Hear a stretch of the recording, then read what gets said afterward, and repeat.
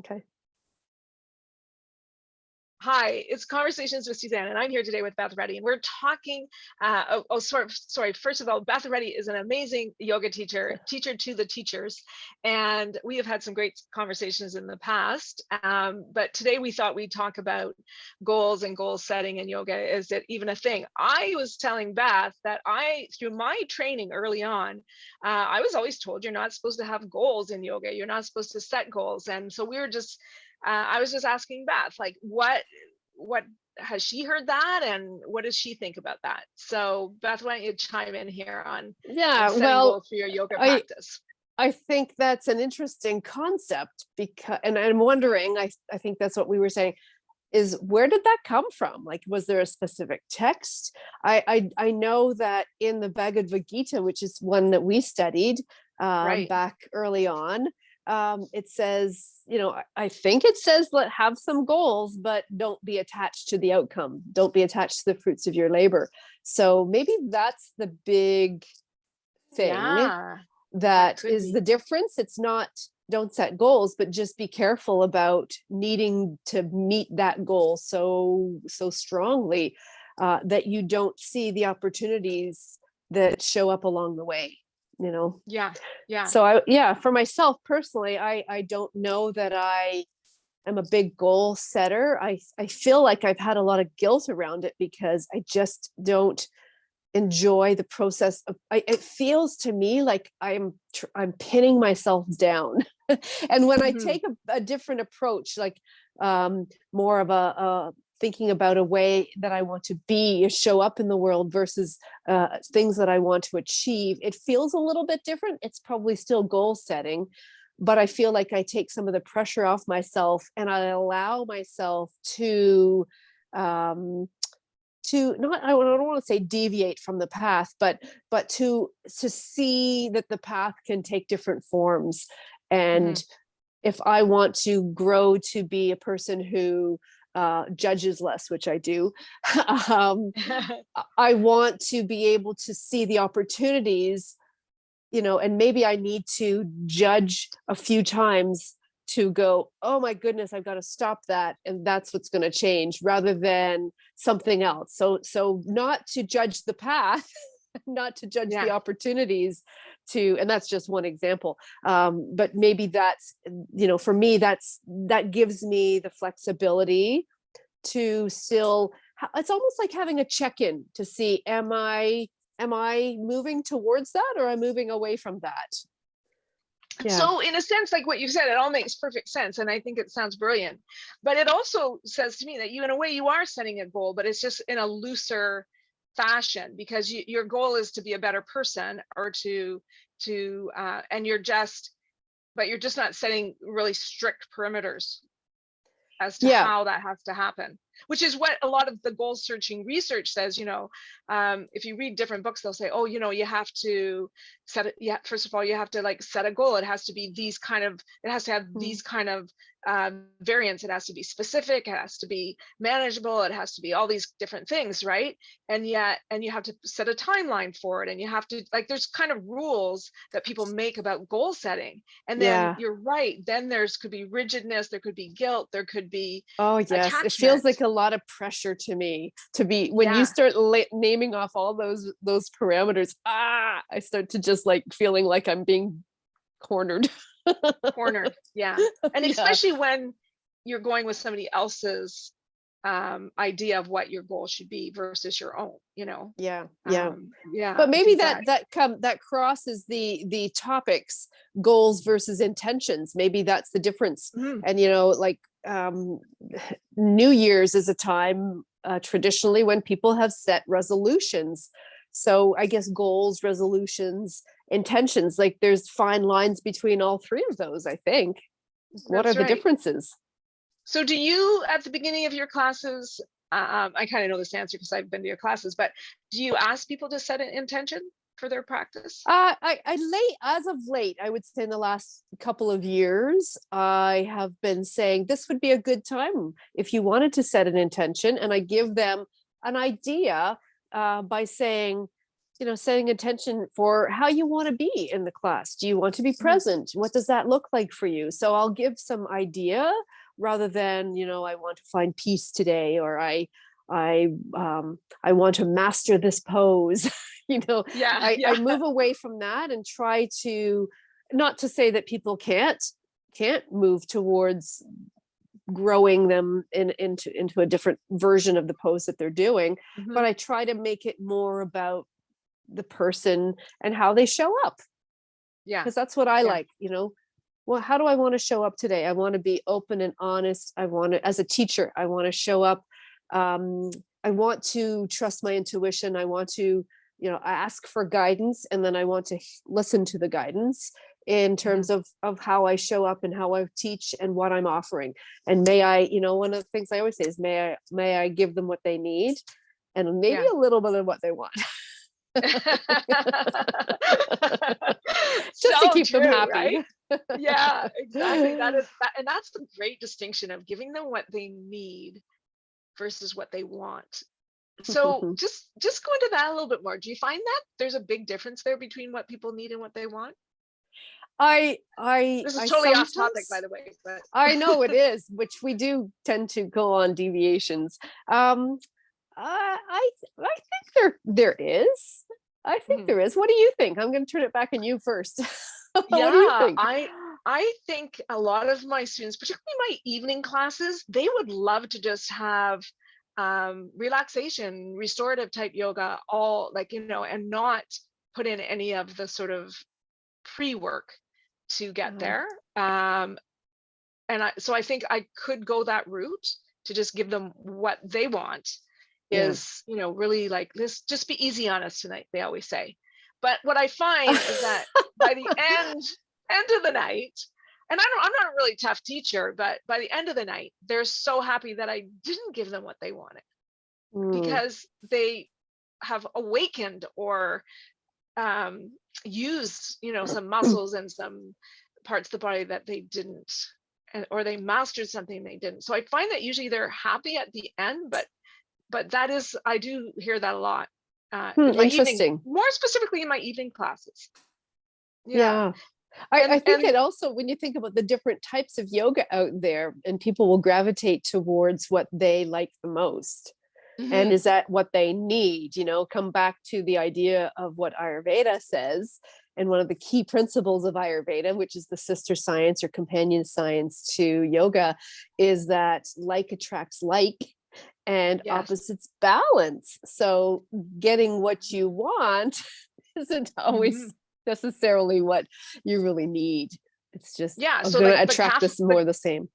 The kappas in the room might want to just lie around, and the vadas might want to be flying around all the time, and doing all kinds of things. And the pittas want to be very precise and muscular and strong and get it right.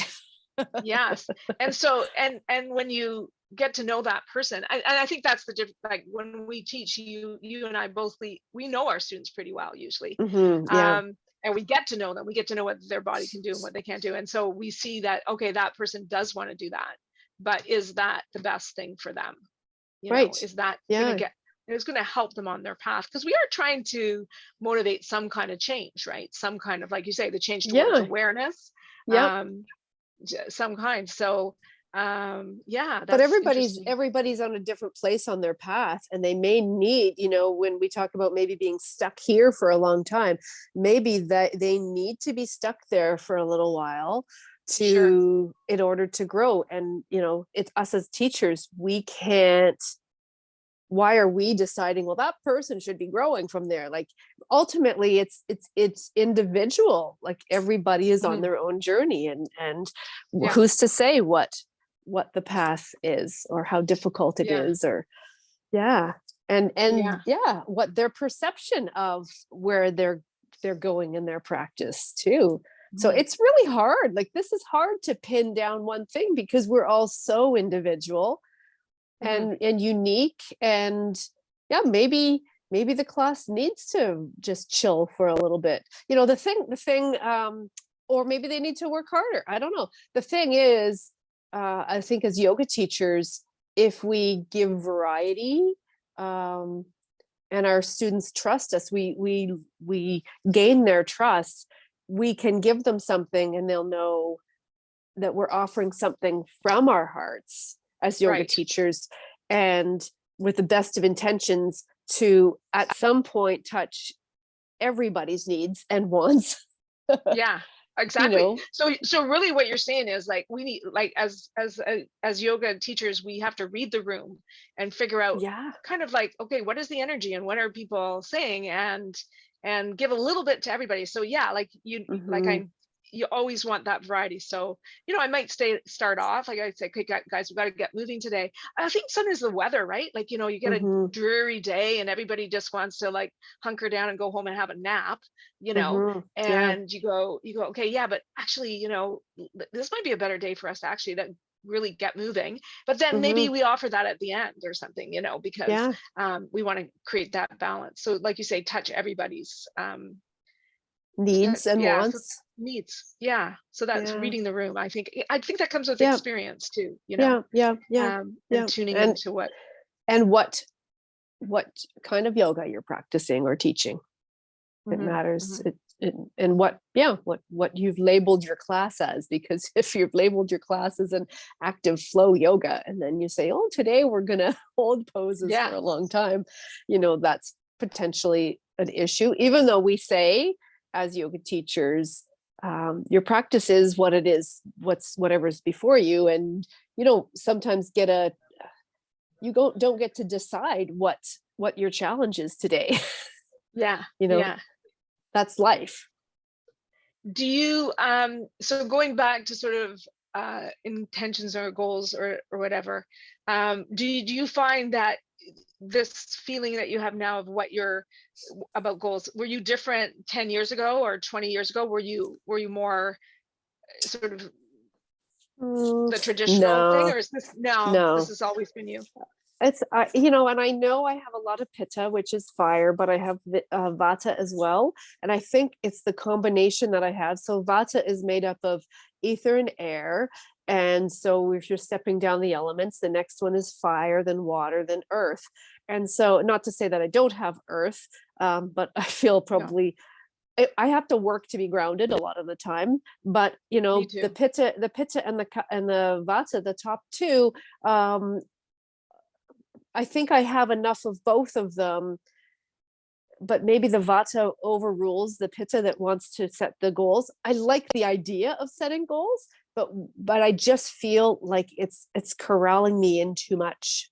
So Hmm. one of the best things I ever learned was from my daughter, who's a behavior analyst, therapist, and analyst. And she said, in order to change a behavior, which is goal setting, you Hmm. need to, instead of look at, I want to change this thing down the road here. I want to go from here to here.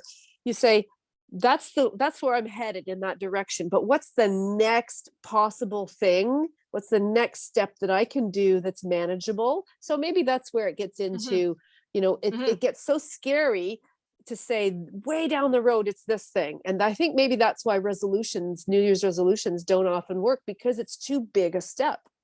So if we Yeah. kind of Yeah. think of what's the next step, for someone who's never meditated, who wants to try meditation, it might be a question of closing their eyes and breathing in and breathing out, and then opening their eyes again. That might be Yeah. the first next step. So Yeah. it Agree. depends. That feels more of a relaxed way of setting goals for me, and I think that's why where I try to go for myself. So I don't think I've Hmm. ever I think I've always had this, but I think I've tried to fit in with what society wants me to do and set the goals, but I always feel like It's not working for you. it makes me anxious. Yeah. Yeah. Yeah. And yet you've How about accomplished you? so much. Um, yeah, I kind of I'm the same way. I like the idea of setting goals, and like, for me, just sometimes like, okay, I've got a book and I've got, a deadline on that book that I'm writing. And so, my goal might be this, to get it done, I might need to write, so much per day. So Hmm. again, breaking it up into very small pieces Yeah. is making it manageable. So that does work. And also not being so attached to the end that if it doesn't work out, I'm going to be upset about it. You know, Right. Yeah. I do believe that, yeah, like I don't believe in being really attached to that goal in the sense that it would, you know, ruin your self-esteem, or, you Yeah. know, you'd be devastated if you didn't meet your goal, you know. For sure, for sure. But Yeah. but then on the other hand, if I have a deadline, and you're probably this way too, that's not movable, I don't rely on just me. Mhm. I set reminders and I try to break it into chunks about what I can get done each day that's realistic. So I guess I do that when I really Yes. have to, when I Yeah. know, okay, like if I have a training that I've got coming up and I need to get my handout done and to be printed in time, I for some reason I can make that happen. I Yeah. try not to do things last minute. I don't like that. So Me that too. I Me think too. I'm just weighing all the the moving parts of it, and those are the kinds of goals that I can set. But loftier goals for where I want to be in 5 years from now as a yoga teacher or a person, I find that difficult. I find Yeah. that Yeah. like, oh, there's so many things that could happen between now and then. How can I possibly pin it down? I I don't know. know what direction anything's going to go in. Well, it's interesting because I'm a big fan of Vishen Lakhani's 6-phase meditation. And as part of that meditation, you actually map out your day, how you see it going, how you want it to. You imagine how you want your day to go. But then you also look at 3 years down the road. And then I also add in sort of like a 5 year. So I just, but I do find like mapping out my day, that's no problem. Like that's easy, right? But Yeah. thinking of that 3, and you're doing this sort of in a, sometimes I write it down because I find that if I do it just in my mind goes all over the place. So I'll actually write it down. Okay, in 3 years, this is what I like to see for myself. And a lot of people would say that that's really important, that you have to do that, Yeah. But again, I think the whole thing is to not to be rigid and to let it, like if you're going to do the 6-phase meditation every day or every second day, whatever, that 3 years could change quite a bit. You know what I'm saying? Like Daily. that 3-year Yeah. plan, yeah, it could change daily, and that's okay. So not to be so rigid, and then Yeah. also like I do that in the morning. Usually in the morning when I'm doing my 6-phase meditation, or sometimes I do it, like I said, if I write it down, I'll do it later in the day. But now I forgot what my train of thought was. That you do it every morning. I don't think about it after that. You know what I'm saying? Yeah. I put it out there. I put it out there Yeah. to the universe. This is what I'm Right. thinking. Yeah. But I don't think about it later. Oh, in my 6-phase meditation, I thought I had to Yeah. have this happen or whatever. If my Right. day doesn't go like it Yeah. planned, Yeah. it's planned, it's okay. Like that's okay. So, because I really do think generally in my life, my intention is just to really just try to be in the moment, Right, exactly. And so that's Mhm. where I guess I have that feeling of the more I plan for the future, the more things can change and the less that I'm going to be living in the moment because I think I have to get to this specific place at a certain time. So Mhm. it's hard, it's difficult. Someone said, who was talking about Eckhart Tolle years ago? Someone had been to see him and he was talking like a presentation, and he said something about spending all his time being in the present moment. And I just thought, well, how do you ever, like, you got to plan stuff at some point. and Yeah. and so they said, and this is just kind of hearsay through whoever went to talk to him, said he sets aside time for planning. Yes. Yeah. and So and that's so kind of like the 6-phase meditation then too, because you're I setting aside guess, your time to visualize it, but then you just go on with your day and you don't really think about it. You just live in the moment. And then yeah, maybe it's not, and in fact, I never say, oh, well, that day didn't go like it was yeah, planned at the end of the day. In fact, another part of this, this is not actually Vishen Lakhani, but it's Daniel Amen, the change your brain in that. He says at the mm-hmm, end of the day, you should just think about 3 things that went well, right? Like in the morning, you're thinking about being grateful. That's part of the 6-phase meditation. But at the end, yeah. before you go to bed, just think about 3 things that went well in your day. Oh, that's And nice. that is a way to set your brain up for a Yeah, positive day the next yeah, day. Yeah. So nice. I like that. I do that. I do that as well. I start every morning too, and this again is not the Vishamlakani, but I start each day sort of saying today's going to be an amazing day, something amazing is going to happen today, and I really like that. I put that intention out there every morning, and then at night I kind of think, okay, this went well and this went well, instead of focusing on what didn't go well. So, but it's interesting because it's all perspective again. So what would under the umbrella of amazing day, what does that look like? Everything's smooth sailing? Because an amazing day, because it's the challenges and the times when we, I don't want to say struggle, but we have to work through stuff. That's when we grow. So that would be an amazing day. But is are people's perspectives of being, oh, it's just like nothing went wrong today? Is that an amazing day? Okay, more specifically, I say something amazing is going to happen today.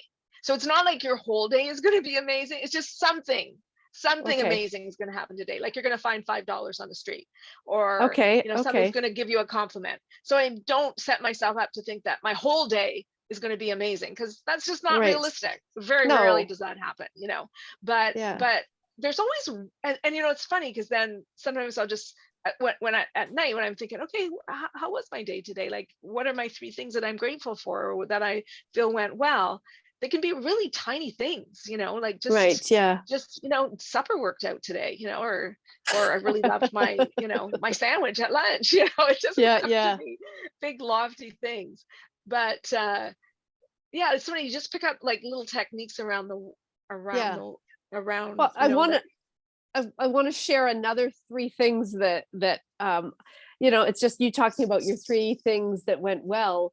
I like the idea, but this is something that we used to do, and I think I got this from my niece like years ago, and I forget sometimes. Sometimes I get Dean to do it with me, which is a good, if you're going to do it at the end of the day, you kind of are watching throughout the day. So instead of 3 things that are great or went well, you do a rose, a thorn, and a bud.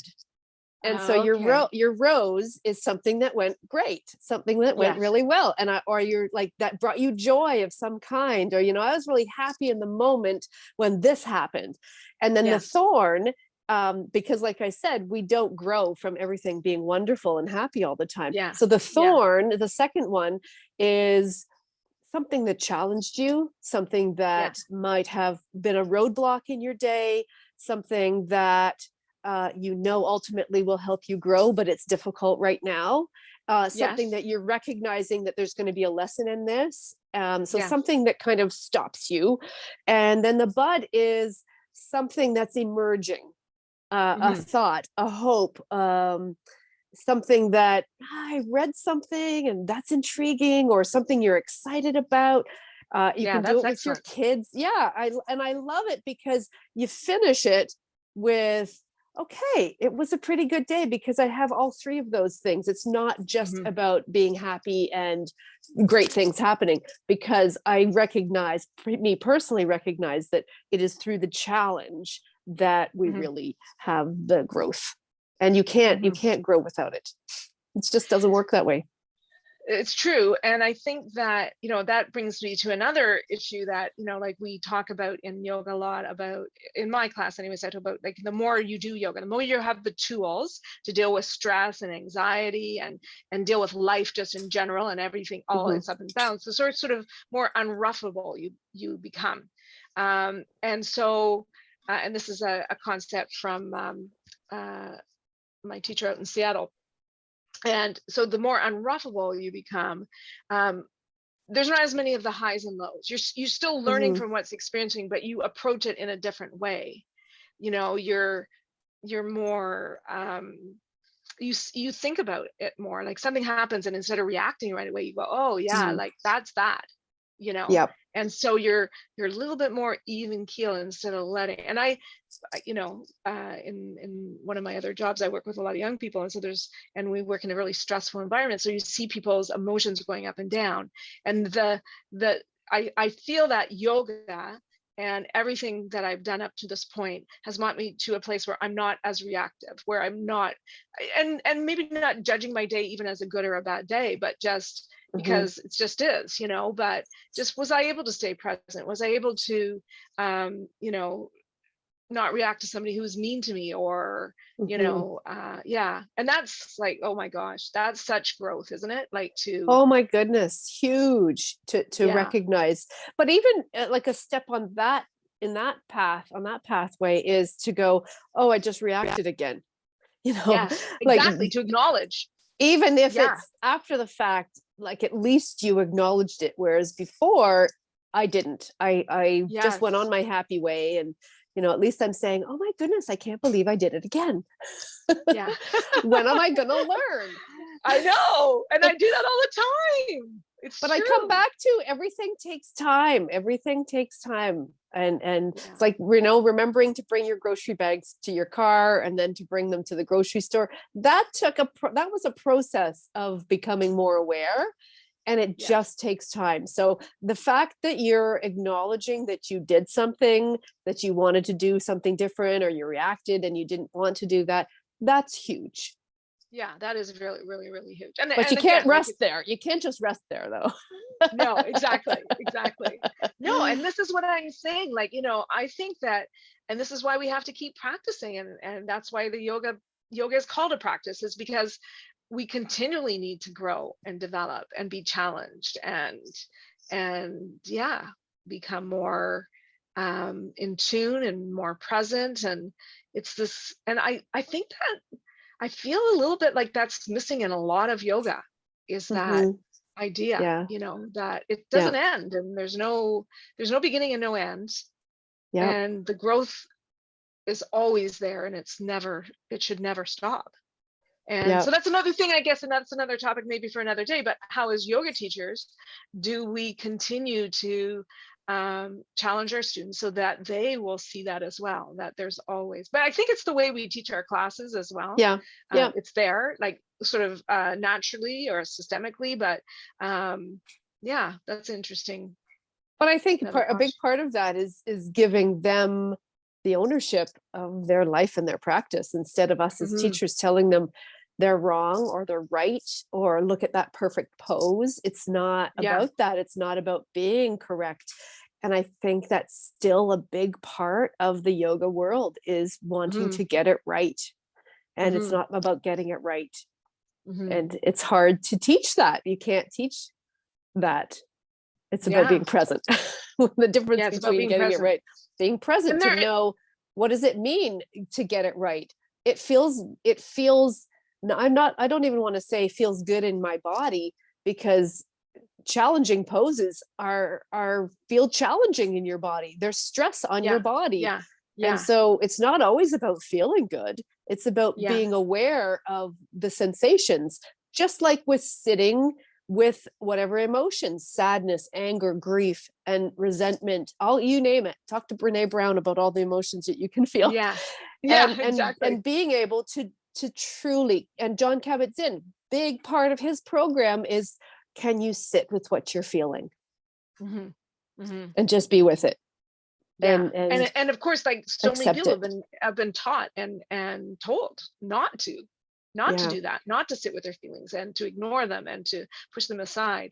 And that's why, I always say I want to make those, get a t-shirt and make it up, says sense and feel, because that is Yeah. so important. And I feel that so many people are not doing that, sensing and feeling their body, their mind, their spirit, their Right. anything, I think we don't know how, as a society. We don't know yeah. how. We're not really taught. But I'm grateful for the teachers that I've had that have given me some insight to that. And I Hmm. try to channel them as a yoga teacher, to be able to offer that, and not shove it down anyone's throat, but just say, here's the opportunity. If you can see it, take it.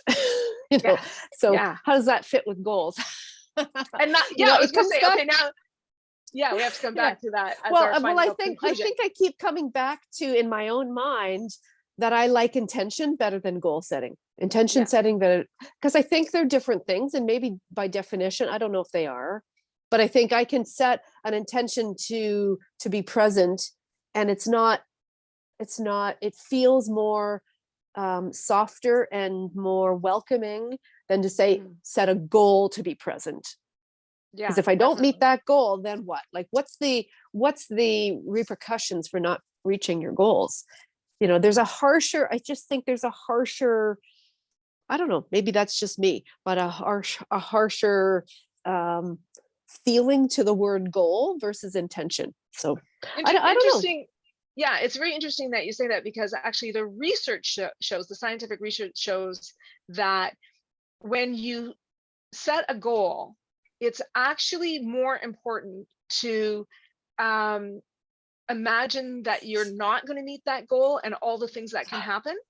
That Wow. that actually, that kind of negative thinking around the goal is actually better for you than just pie in the sky. Okay, Really? I'm going to meet that goal. Yeah, yeah. So that's really interesting, and maybe that has something to do with it. Now, I mean, part of that is because you want to look at, okay, when you say, okay, if I don't meet this goal, like let's say you decide, like, I'm going to exercise more. If I don't meet this goal, oh, I'm going to, my joints are going to hurt. I'm going to, so you're thinking of all the negative consequences. I might gain more weight, and I might feel older. So you're thinking all the negative, but that actually is what research says, that we should be putting all that out there, all Oh, those negative sort of things. And that will help us actually meet the goal.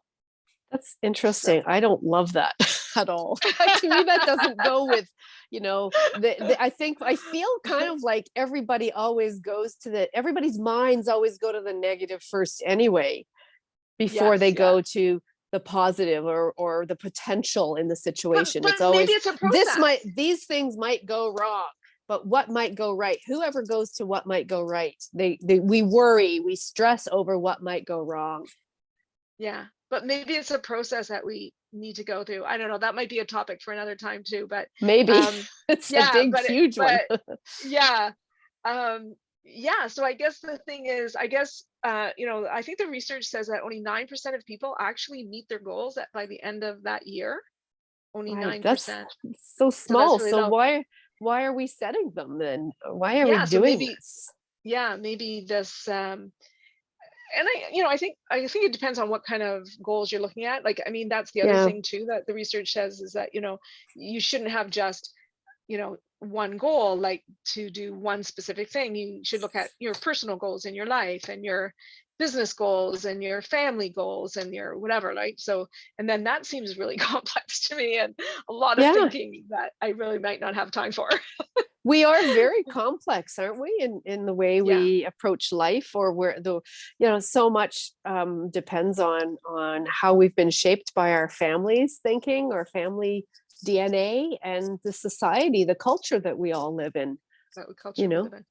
yeah. So, in conclusion, I would say that what we've sort of decided is that we like intention, Yeah. and that we're, as yoga people, more concerned about how we show up each day and how we Yeah. live our life than we are about the physical goals, or Yeah. the more concrete, I want to, lose 10 pounds, or, Or I I want want to to be do able this to or do that. headstand, or I have Yeah, no or I want to problem be, working with people that with that either, no, but I guess it comes back to me to set the goals, but like in the Bhagavad Gita, let go of the fruits of your labor, be mhm. okay with what happens along the journey, along the path, to Yeah, to so move towards work that. towards some, yeah, so work towards it, but don't become so attached Yeah, so and attached. rigid. Yeah. But I think that's generally, Beth, your thing too, is yeah, that flexibility, like not like not only as like physically but mentally. Yes. You're like, that is something that you've always taught, is there's more than one way to do things, there's more than one way to think about things, people are all different, but our bodies are all different. Yeah. Yeah. And that's, I think, one of the things that makes you so approachable as a Oh, teacher. Yeah, because thank you. no one's going to come into your class and say, oh, Beth is going to make me do headstand, because they Yeah, know that no. you will offer alternatives, and different, In as do fact, I. in fact, it's probably the opposite. It's like, okay, I want to see you doing all the prep work, and I want to feel that I That you're know you ready. have a good handle on it. Yeah, and you're ready for it. I don't want you to hurt yourself. I don't want you to do it at all costs. sometimes that goal can make you jump over steps and try to get somewhere but that's a learning process too, isn't it? Like to realize that. Yeah. So intention and learning as we go and developing as people is all part of that whole process. And I think as well, as yoga teachers, what we're doing is we're offering people tools to help them get there. That's what we're doing. Yeah, tools, and I like to say tools to have them discover how to be more aware in their life. There's no one rule because we're all so different. Yeah. What's the one next thing that you can do? And that's Yeah. I like breaking it down that way too. The one next thing for sure that we can do to advance. It was fabulous talking to you, and you're like, again, I'm just blown away always by your wisdom and your same with you, Susanne. We have fun, don't we? We do go have on for fun. Hours and hours. Yes. So thank you very much. Namaste. Oh, thank you. And we'll put this on YouTube, and hopefully people will join in the conversation. And Beth, you are having these once a month town halls. Yes. That anybody can come to. Yeah. Just give us a little bit of detail. Well, right now they've been the first Tuesday of the month, and I promote it on social media, on Instagram and Facebook, and I send out an email to those who have come in the past, and they've been really small groups, and I really would like to grow it. And part of my thinking, because I like to teach teachers and I have this mentorship side of my business, I love to have people come together, yoga teachers, and discuss things. And it was so great, I think, for those on the call this past week. You came and they had both of us, and I think that's pretty, as a I don't want to say new teachers, because it doesn't have to be new teachers, but I kind of have always wished that I had somebody I could ask questions, like just those little things, like, what does this mean? Or what do you think about this? And it's in a nice, safe environment as a yoga teacher. I don't have to know everything. And I think a lot of yoga teachers today think they need to know everything, and they can't be vulnerable enough to say, I don't know about that. And, or a place to question what you think, like Adam Grant, think again, this is the way I've always been taught this pose. So should I think about it? Because I saw someone doing what I was trying to tell them to do, and it didn't look right in their body. And so thinking again is a big part of it too. And I think when we have discussion, it's like, oh my goodness. And one of the things that Adam Grant says is a win is not to have somebody say, oh, you're right. It's to say, oh, you made me think about that. You made me question what I know. And that's what this is about. That's what I'm just, my dog's trying to get out here. He's trying to get down off the chair. We have one of those visiting too, so I know that feeling. Anyway, I think that's it's important. So I would love to have more people come out. They can just contact me, and you can give them my email address here on YouTube if you want. Okay. Beth Rutty Yoga is basically our Beth Rutty Yoga. Beth Rutty, Beth at bethruttyyoga.com. That's what it is. And it's the first Tuesday of every month. And if you think you might, here's a goal or an intention, put it in your calendar and have it pop up as a reminder a week before. And then you can send me an email, said I'm interested in coming to it. And then I'll put you on the list. Yeah. Okay, that's as great. simple as it is. And we talk, you can talk about anything, and that's the greatest thing about it. You can ask any kind of question and go off in any kind of tangent of conversation, and I think it's a great forum for teachers like us just to share some stuff, and for new teachers, and or just students who just want to say, hey, what's this yoga really about? From people who've been doing it for a long time, what do they think? Hey, you and I could probably do that. Just set up like a Zoom and have anybody who's a student of yoga be on it and say, what questions do you want to ask us from different perspectives? Yeah. yeah, that's something we can talk about. Yeah. Okay, so get a hold of Beth if you want to join there. And I'm always available at SuzanneJ.com. You can go through my website or email me at yogawithsuzanne@gmail.com. What have you Or got text coming me. up? I've got coming up, I'm just starting my full session this week for my 2 seniors class and my 2 regulars classes. I'm going to be doing a presentation on acid reflux for the general population, which I think is a really interesting conversation that we're going to have. And then I'm also going to do a restorative coming up on a Nice. Friday night.